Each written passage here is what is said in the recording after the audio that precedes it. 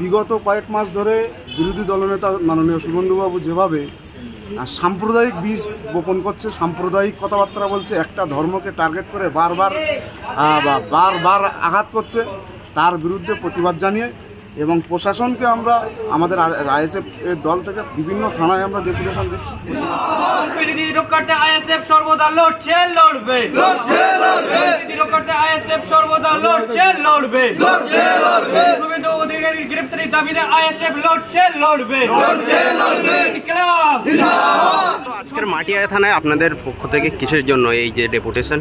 মাটিয়া থানা আমরা একটা ডেপুটেশন দিতে এসেছি। আপনারা দেখছেন যে পশ্চিমবাংলা সম্প্রীতি বাংলায় বিগত কয়েক মাস ধরে বিরোধী দলনেতা মাননীয় শুভেন্দুবাবু যেভাবে সাম্প্রদায়িক বীজ বপন করছে, সাম্প্রদায়িক কথাবার্তা বলছে, একটা ধর্মকে টার্গেট করে বারবার আঘাত করছে, তার বিরুদ্ধে প্রতিবাদ জানিয়ে এবং প্রশাসনকে আমরা আমাদের আইএসএফ এর দল থেকে বিভিন্ন থানায় আমরা ডেপুটেশন দিচ্ছি, প্রতিবাদ জানাচ্ছি।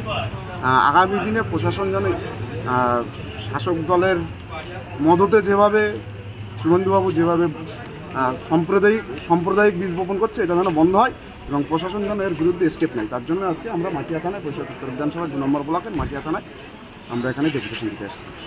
শাসক দলের বিধায়ক হুমায়ুন কবির এই বিষয়ে অনেক কথা বলছে, কিন্তু আমরা দেখেছি তিনিও কিন্তু একদিন ওই বিজেপির বিধায়ক ছিল।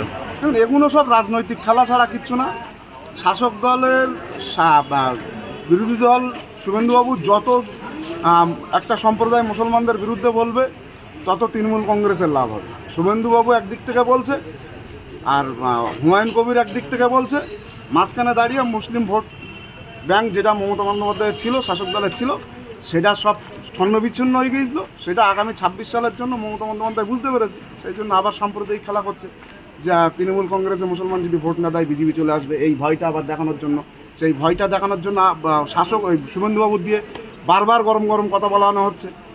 তারপর কাউন্টার যেই শাসক দল করছে, শাসক দলের পক্ষ থেকে যে হুমায়ুনবাবুকে যেভাবে শোকজ করা হয়েছে, এটা একটা শুধুমাত্র দেখানো ছাড়া কিচ্ছু না।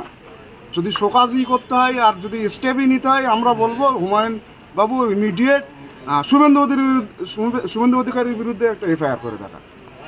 শাসক দল বলছে যে বিজেপি বারংবার যে মুসলিমদেরকে অ্যাটাক করছে, তাহলে 26শে বিধানসভার আগে কি আবার তৃণমূল কংগ্রেস মুসলিমদের ভোটের আশা করছে? অবশ্যই মাননীয় মুসলমানদের ভোটের ওপরই টিকে আছে, একটা সম্প্রদায়ের ভোটের ওপরই টিকে আছে। যদি শুভেন্দুবাবু মুসলমানদের বিরুদ্ধে না বলে, এই গরম ভাষা যদি না দেয়, মুসলমানের ভোটগুলো এক জায়গায় আসবে না, শাসক দলের পক্ষে যাবে না। এই জন্য সেটিং রাজনীতিটা চলছে, নাগপুর থেকে এই রাজনীতিটা পরিচালনা করা হয়। দল একটাই, সেটা হলো নাগপুর আরএসএস। এখানে এসে দুটো শাখা তৈরি হয়েছে, একটা বিজেপি, একটা তৃণমূল কংগ্রেস। রাজ্যে পশ্চিমবাংলার মানুষ সম্প্রীতির মানুষ। এখানে বিজেপি কোনো রকমভাবে ক্ষমতা দখল করতে পারছে না। যদি বিজেপি না পাই XYZ শাসক, আমরা যে 26-এর জন্য যে প্রস্তুতিটা নিচ্ছি, মহা একটা জোট করার প্রস্তুতি নিচ্ছি, যেহেতু বামফ্রন্ট আছে, আইএসএফ আছে, কংগ্রেস আছে, বিভিন্ন যা দল আছে, ছোটোখাটো যা দল আছে, তাই নিয়ে আমরা মহাজোটের প্রস্তুতি নিচ্ছি। শাসক দল দেখছে যদি আমাদের হাত থেকে এবার রাজ্য চলে যায়, সেই জন্য শাসক দল শুভেন্দুবাবু দিয়ে বড় গরম কথা বলাচ্ছে। গরম যেই কথা বলাবে, তখনই মুসলিম ভোটগুলো শাসক দলের পক্ষে যাবে।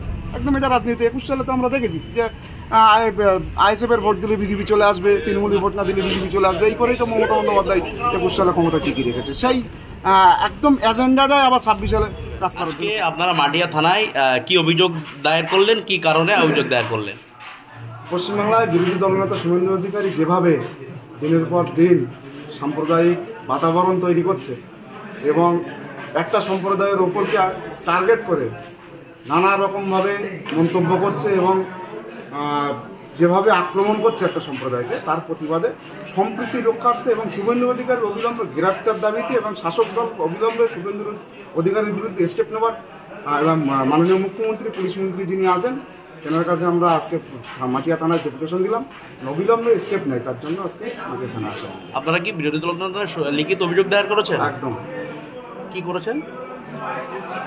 শুভেন্দু অধিকারী যেভাবে যে বক্তব্যগুলো দিচ্ছে, অবিলম্বে একটা জাতিকে যে বক্তব্য দিচ্ছে সেটা কিন্তু ক্ষমা চান এবং পশ্চিমবাংলা যে শান্তির বাংলা, সম্প্রীতির বাংলা, সেই সম্প্রীতি যেন রক্ষা থাকে, নইলে আস্তে আস্তে যেদিকে এগোচ্ছে, আমরা উত্তরপ্রদেশ দেখেছি, বিভিন্ন রাজ্য আসাম দেখেছি, যেভাবে সাম্প্রদায়িক দাঙ্গা সৃষ্টি হচ্ছে।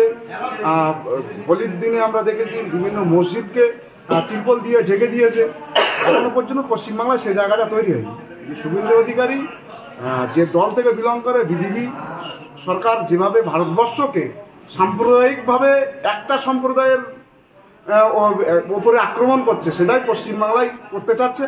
তার প্রতিবাদে অবিলম্বে শুভেন্দু অধিকারী এই বক্তব্য বন্ধ করতে হবে এবং রাজ্য সরকারের পক্ষ থেকে স্টেপ নিতে হবে। শুভেন্দু কি চাইছেন আপনারা? আমরা চাইছি শুভেন্দু অধিকারী ক্ষমা চাক এবং শুভেন্দু অধিকারীকে গ্রেপ্তার করা হোক। এই বক্তব্য যদি কোনো বিরোধী দলনেতা যদি এই ধরনের কোনো বক্তব্য দিত, শাসক দল কিন্তু তাকে ছেড়ে দিত না। কারণ শুভেন্দু অধিকারীকে শাসক দল বারবার ভয় পাচ্ছে। খালি শাসক দল এবং বিজেপি এবং তৃণমূলের কি গড়াপ আছে? সাধারণ মানুষ আমরা তো তাই মনে করছি।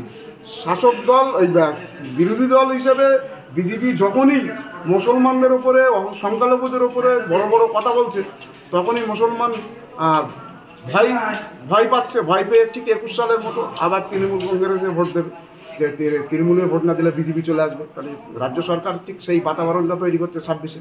আপনার নাম পরিচয়? আমার নাম মুসা কারিমুল্লাহ, ISF উত্তর চব্বিশ পরগনা জেলা যুগ্ম সম্পাদক, বসিরহাট উত্তর বিধানসভা অফিসার।